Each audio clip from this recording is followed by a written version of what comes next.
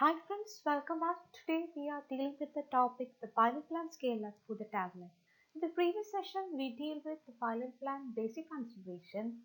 Today in this session we are dealing with what are the consideration for the pilot plan scale up for a tablet.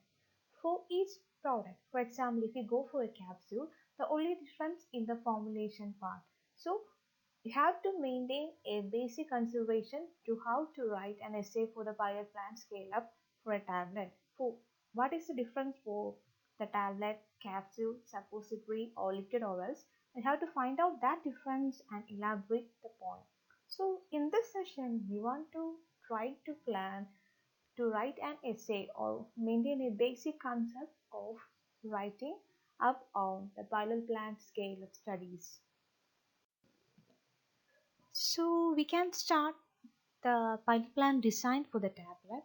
I'm not going in detail the pilot plan basic consideration. We are moving how to design the pilot plan design for a tablet.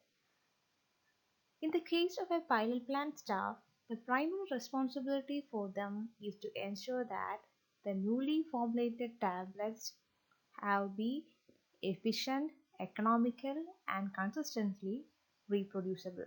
That is the primary responsibility for the pilot plant staff.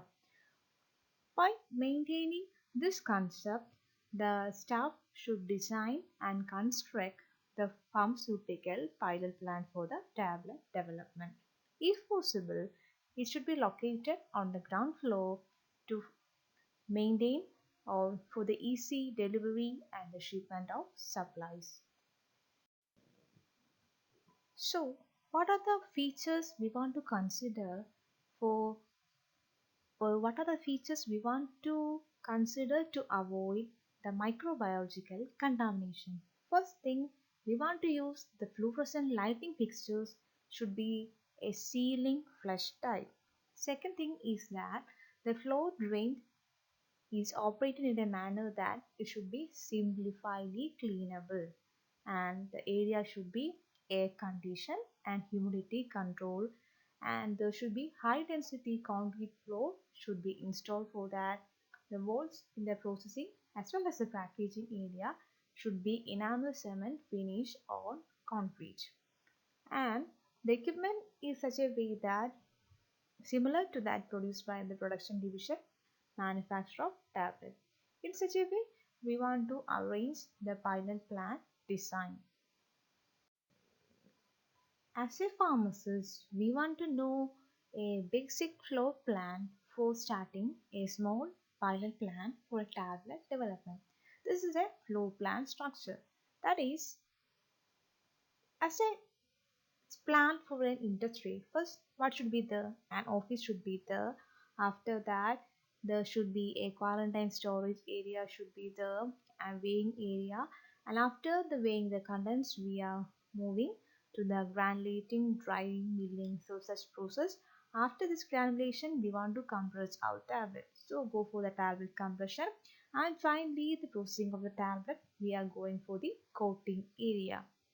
And this area, now that this area should be subdivided for avoiding the contamination. So you can draw this figure for giving a floor plan for the small pilot plan for tablet development.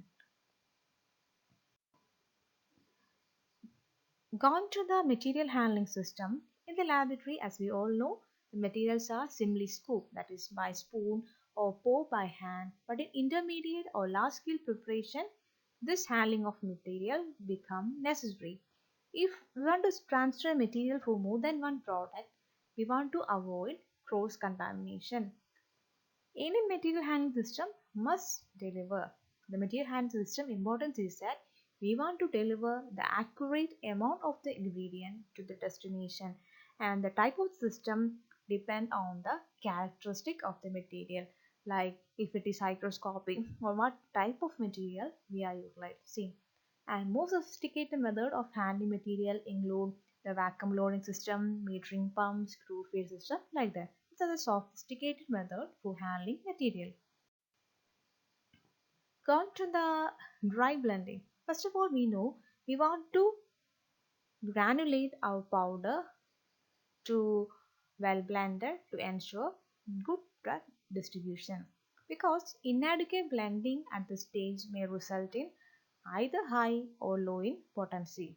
So we want to avoid or we want to ensure all the ingredients should be well blended to avoid free of lumps and agglomerates prior to the dry blend. For that, we want go for screening or milling of the ingredient. Usually are done to make the process more reliable or dependable and reproducible result. The equipment used for blending include the V blender. This is the first diagram show the photograph of the V blender. Second is the double cone blender. Other equipment used for the blending includes the ribbon blender, stand clone blender, bin blender, orbiting screw blenders, vertical or horizontal high intensity mixers. The scale of consideration includes we want to look for the time of blending, in which time we want to blend, blender loading, how much load we want to use, and the size of the blender. These are the scale of consideration we want to consider go for blending purpose. After blending, we want to go for the granulation. The most important reason for granulation are first, granulation provide good flow property to the material and to increase the apparent density of the powder and to change the particle size distribution, and finally we can uniform disperse our active ingredient. Traditionally, the wet granulation has been carried out using first one the like the Sigma blade mixer or heavy duty planetary mixer.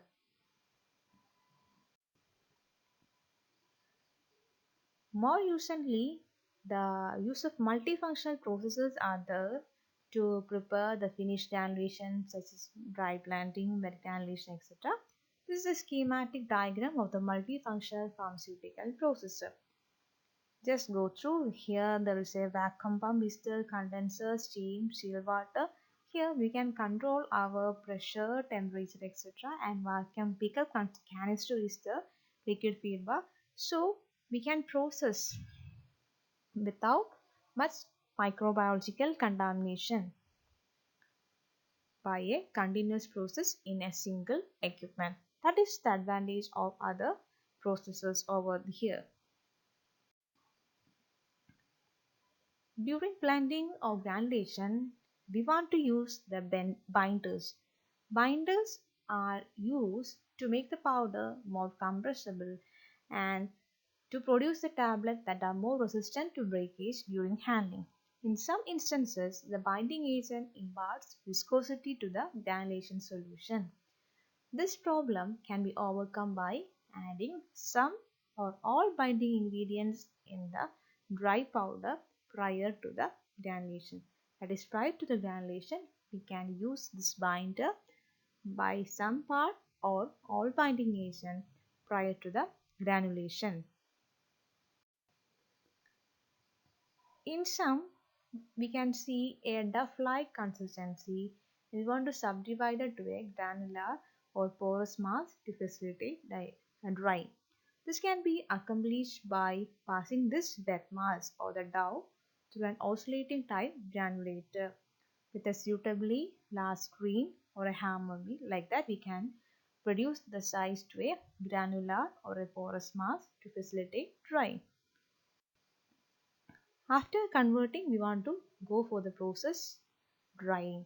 The most conventional method of drying include the circulating hot air oven, as we already know, which is heated either by steam or electricity. The important factor we want to consider here is the airflow, air temperature, and the depth of the granulation on the dry. If the granulation bed is too deep or too dense, the drying process will be inefficient. So we want to consider the granulation bed size. If soluble dyes are involved, the migration of the dye to the surface of the granule may happen. So we want to consider these things and drying time at specific temperature for each product. So we want to consider the granulation bed size, if any soluble dye is the drying time. So consider this factor during the time of drying. Normally, the fluidized bed dryers are used an alternative to the circulating hot air ovens. The important factor we want to consider in the fluidized bed dryer are the optimal load, the rate of airflow, the inlet air temperature, and the humidity. After drying, we want to consider or go for the reduction of particle size because the compression factors may affected by the particle size distribution like flowability, compressibility, uniformity of the tablet bed, content uniformity, tablet hardness, or maybe the tablet color uniformity. We want to consider or we want to reduce the dry granulation particle size, and this can be carried out by using oscillating granulator, a hammer mill, a mechanical sieving device, or in some cases we can reduce the particle size with the help of a screening device. This is the diagram of the oscillating type granulator and hammer mill to reduce the particle size. As a part of the scale up or milling or sieving operation, we are adding the lubricant and Gliden are added directly to the final blend during the sizing operation. This is done because especially we are adding the magnesium stearate tend to agglomerate when added in large quantity. So we want to consider the amount of additives during this process. Either case that may result in bad effect. After drying and size reduction, we want to go for the blending process. The type of blending equipment differ from that using in the laboratory. In any blending operation, we want to consider the particle size, shape, hardness and density and dynamics of the mixing action. The equipment used for mixing include the Sigma blade mixer, planetary mixer, twin shell blender and high shear mixer.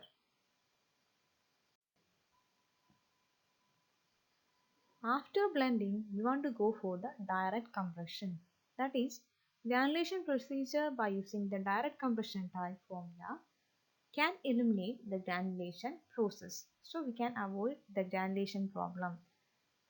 In the direct compression, we want to consider the blender load, optimum mixing speed, blending time, etc., as well as the order of addition of the components to the blender, the mixing speed, mixing time, use of any auxiliary dispersion equipment within the mixer is the mixing action and blender load.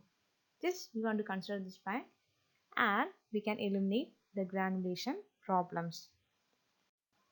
After drying, we want to consider or go for the reduction of particle size because the compression factors may affected by the particle size distribution like flowability, compressibility, uniformity of the tablet bed, content uniformity, tablet hardness, or maybe the tablet color uniformity.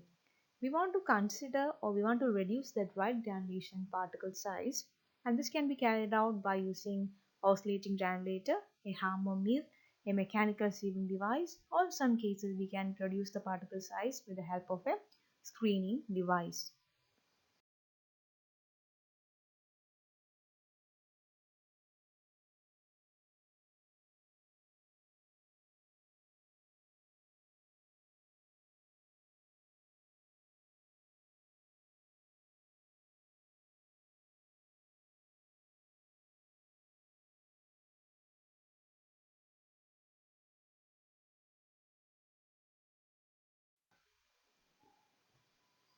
Telling about the dry compaction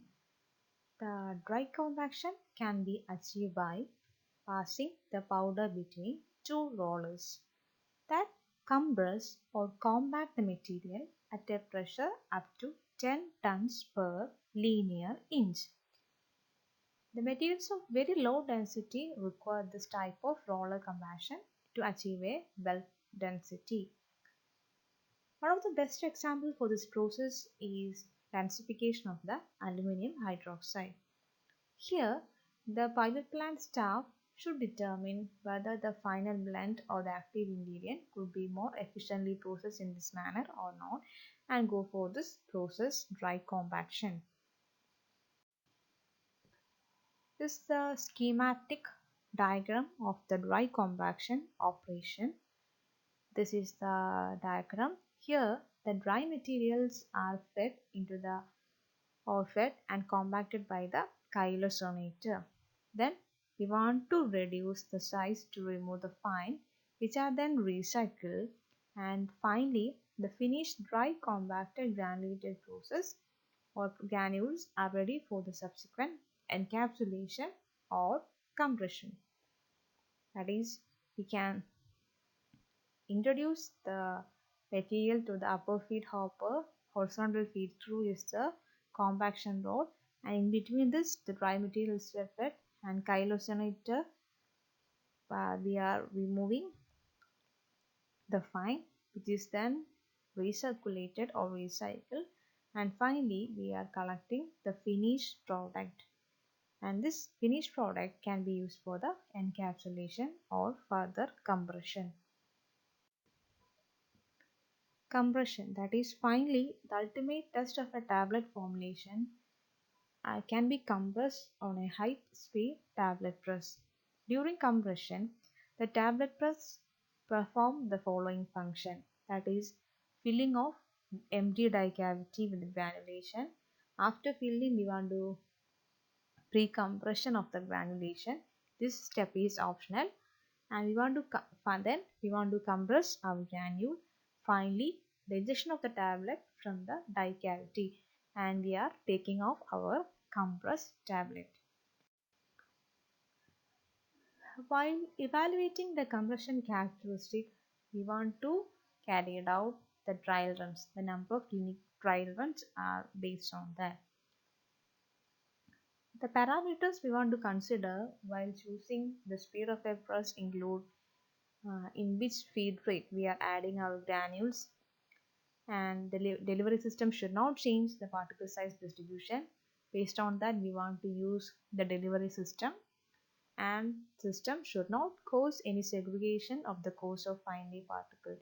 So based on this, considering this parameter, we are choosing the speed of a press. The die system is set up in such a way that to fill our die cavities, and if smaller the tablet, we want to make more difficult to get a uniform fill at a high press speed. We want to use this die feed system, especially that is adequate or necessary for the high speed machine. And this die feed system are available with a variety of feed paddles and with variable speed capability, so that we can optimum the feed for every granulation, and we can adjust that optimum feed for particular product.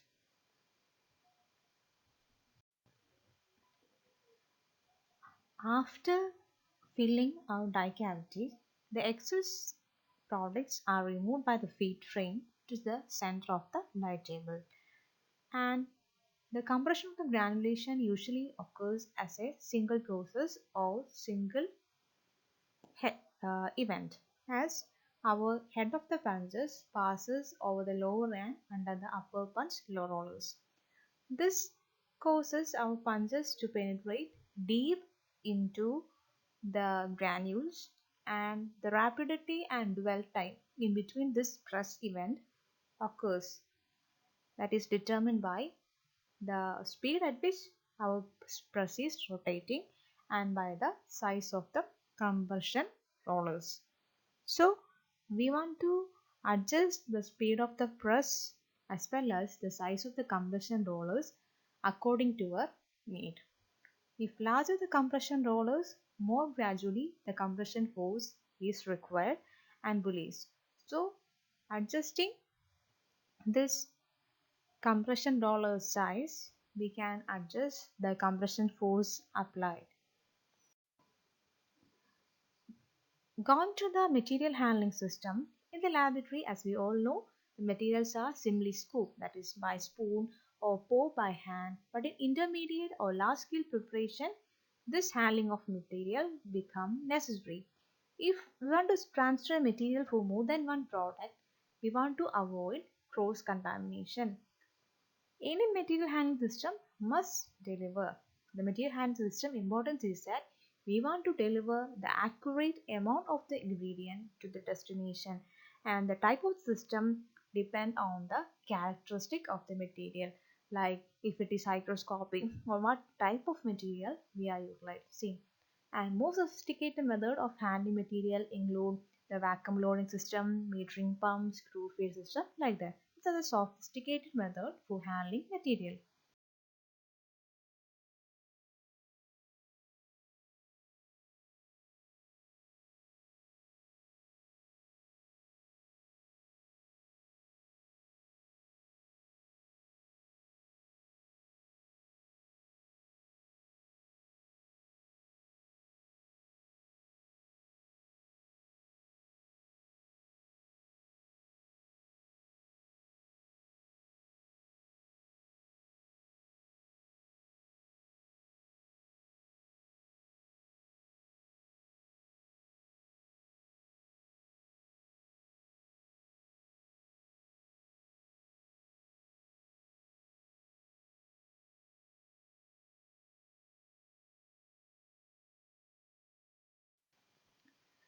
These are the pictures for the different punches and die available, and this is the example for a tablet punching machine. Here we can find a gun stand is the peristaltic pump is the exhaust blower pump, like that, and we can find out a air control valve, that is this fully automated tablet punching machine is seen here. Compression, that is finally the ultimate test of a tablet formulation, can be compressed on a high speed tablet press. During compression, the tablet press perform the following function, that is filling of empty die cavity with granulation. After filling, we want to pre-compression of the granulation. This step is optional, and then we want to compress our granule. Finally, the injection of the tablet from the die cavity, and we are taking off our compressed tablet.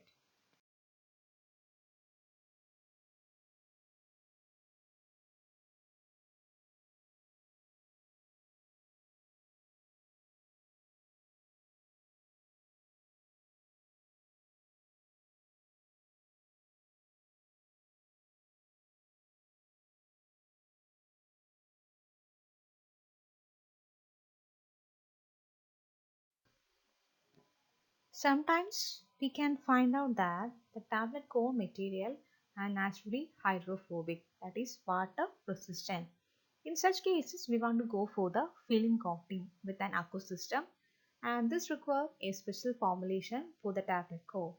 And the film coating solution have been found to work well with a particular tablet in case of small lab coating pan, but unacceptable on a production scale. So we want to consider these things, and this is because of the increased pressure or due to the abrasion to the tablet when the batch size is large, and different can be found out in the temperature and humidity.